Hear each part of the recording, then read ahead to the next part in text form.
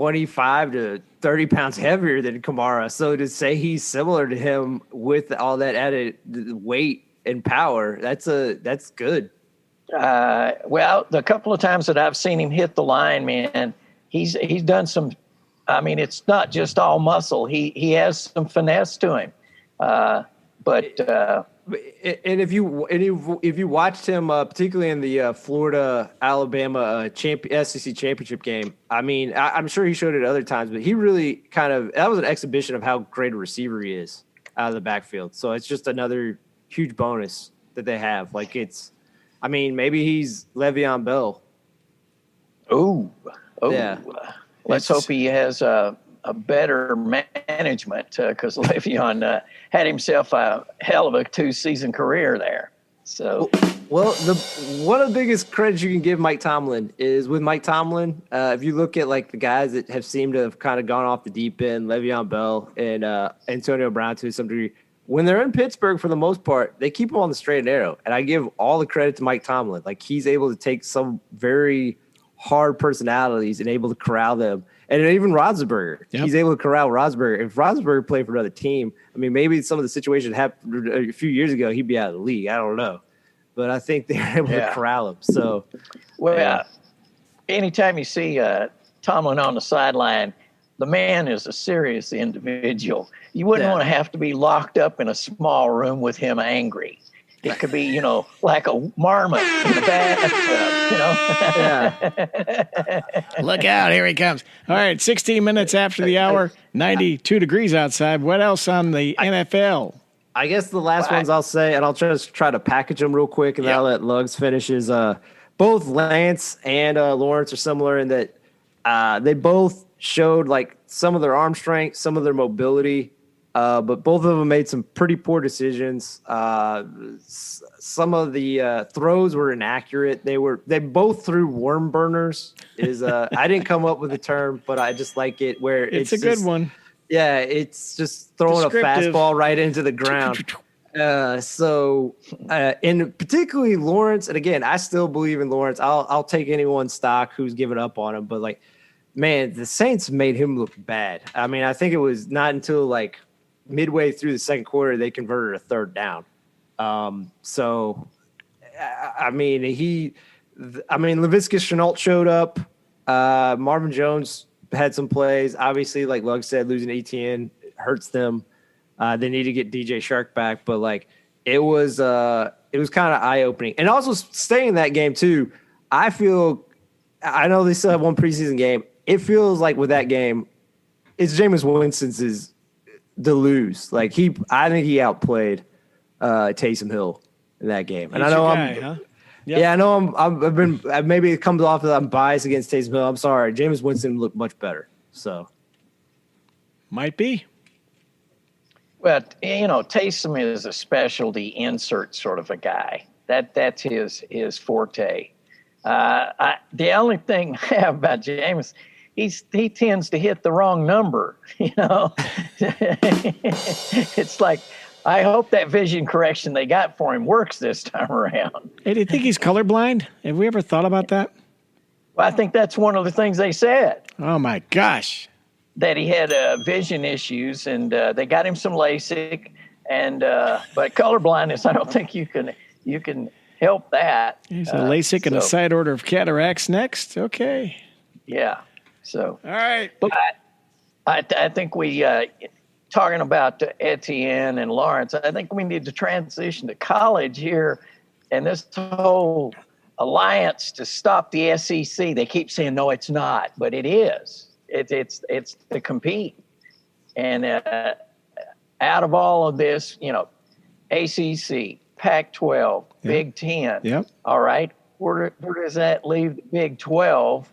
That's down to the tiny 8. So it's not a Power 5 conference anymore. Is where it leaves it, and I think it's all about one thing. I think they got IT guys down in the basement, like at Michigan and some of the better schools, Stanford.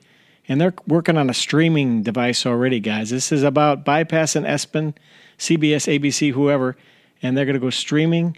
Big Three Alliance, Power Alliance. It's all about the Benjamins and streaming from those schools. My theory. Well, as soon as Texas and Oklahoma moved to the SEC, that scared a lot of folks because think about it, even with the expanded playoff, if we get to 12 teams, which is probably not likely at this point, SEC would have at least 8 of those spots. I mean, 6 or 8. So. Okay, somebody take I'll start a clock. Name 4 teams in the Big 12. Go. TCU, Baylor, Oklahoma State, Iowa State, Kansas, Texas Tech.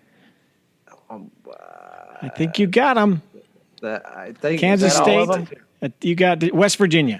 Kansas State, yeah, Kansas State. Think about West Virginia. They made that deal, and they had to do all that traveling, and now they're in a just bad position. It's nuts. Well, to be fair to them, they were never going to be. I don't think they were ever going to be. Not to say things changed. ACC was not going to take them. Like certain schools, I think would have stood up. Like even though regionally that makes sense when the Big East kind of collapsed. Like ACC was not going to take West Virginia. That's why West Virginia had to go to the Big 12.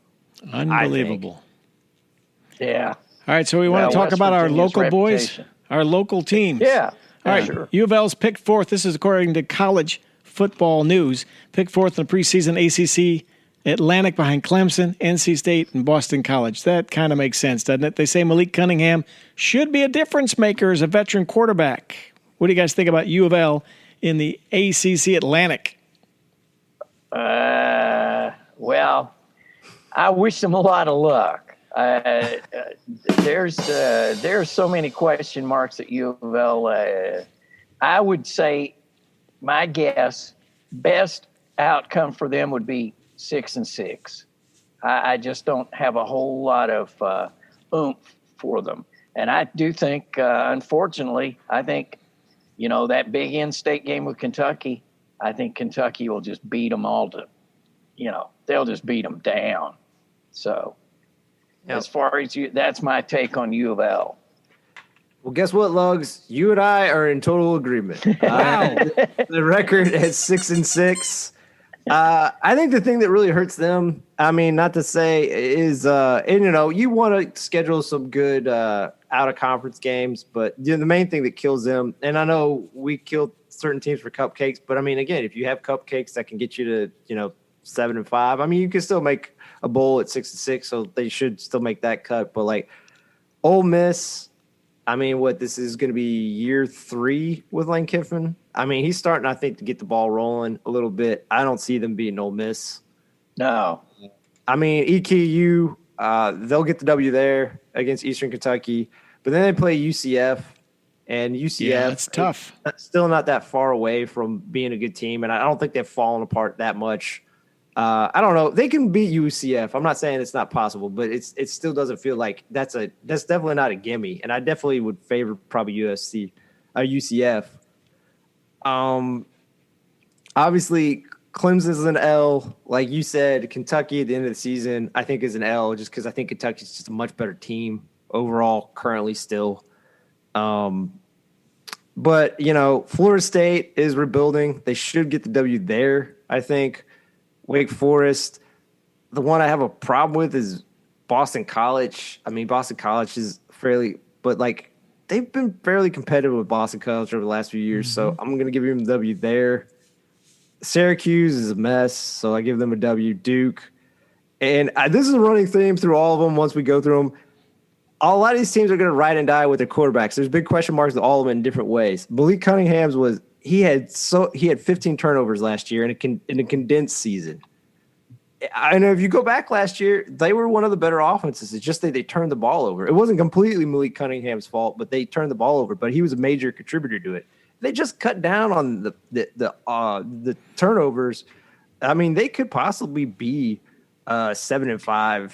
I don't know. 8-4 is probably stretching it, but still, they could be a 7-5 team, and they cut down.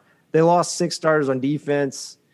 I mean, it could have been worse. Luckily, they got to dodge UNC in Miami this year because they could have been like a 4-8 team. So what do you got them there? When you add all that up, what's your number? It's 6-6, like 6-6. So, All right, what about the Kentucky Wildcats? Preseason SEC prediction. Again, college football news. Third in the SEC East behind Georgia and Florida. Called a rock-solid team by some with good coaching. Good coaching. They're questionable at quarterback. I will give it to their defense, though. But as far as the overall, I think they'll do maybe 7-5. I'm a little, they're like a 500 team that'll sneak in another win for me, is what I think. So I'm going 7-5, but they play some big teams. I mean, they play Florida, LSU. Tennessee won't be an easy game for them. So it'll be an interesting season for them. And with just what came out this week with the 6 players that didn't play for the team and possible gun involved in an altercation, I'm just saying Kentucky's killer defense, let's hope it's not they're all armed with pistols. Sorry to whack on Big Blue Nation. Okay, next. Okay, send all your letters to Lugs and your emails too. Thank you. Next. I think. I look at their schedule and they are the invert of U of L early. They play Louisiana Monroe, Missouri, who they did lose to last year, and obviously Missouri is on the up and up. But I just feel that they will win against Missouri. Then they play Chattanooga, so they should start off at least 3-0. They play South Carolina. I think they'll beat them. But here's the murderers row. They play Florida, LSU, and Georgia back to back to back. That being said, LSU, last year kind of showed they have a lot of talent. I don't know how well coached they are. I don't hate Coach O, but I don't know how well coached they are. So maybe they can – and that's at Kentucky. So maybe they can squeak out that win. I think that is a possibility. I'm not ruling it out. The other two, Florida and Georgia, I don't see them winning. Just period, flat out. No. Then they play at Mississippi State. I think they could beat them. I think Tennessee is still enough of a jumbled mess. They should be able to beat them. Vanderbilt, New Mexico State, U of L. So it's a very bizarre situation where I have them, they win 5 games. It's sandwiched. All their L's are 3 games in a row, and then they win all the rest of the games. I have them going 9-3. Wow, 9-3. Wow. Yeah. Wow. I will take a piece of that action. Well, again, question mark at quarterback. Place your bets. It's the transfer for Penn State. Will Levis, he transferred. He will start. He is a fairly good athlete. He had at least 473 yards rushing and 6 rushing touchdowns for Penn State in the limited time he got to play there. And also they switched out their offensive coordinator. And I know this has become a kind of a butt of the joke the last few years. It's Liam Cohen, who comes from Sean McVay's Rams. Now, I know, again, it's a guy who just kind of knows Sean McVay, so he gets – coaching job, but they met in an elevator at the Holiday Inn. Yeah. So I don't know how much that'll help, but at least again they looked at their one problem. Their offense was the main thing that held them back last year, and they're at least trying to change it. So I think I'm kind of positive that. And Chris Rodriguez Jr., he averaged 7.1 yards per carry last year. I think he's going to be more of a focal point. I'm not going to say with more carries he's going to maintain that average, but still, they have some explosiveness. And I think it's a fairly talented team. And 9-3, I don't think it's out of the realm of possibility. That's why I'm going 9-3. All right, the roulette wheel is open. Place your place it on Big Blue. Place it on.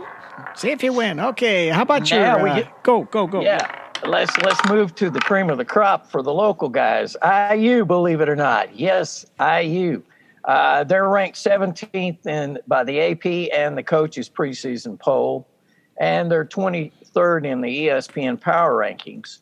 I would give them maybe 4th or 5th finish in the Big Ten.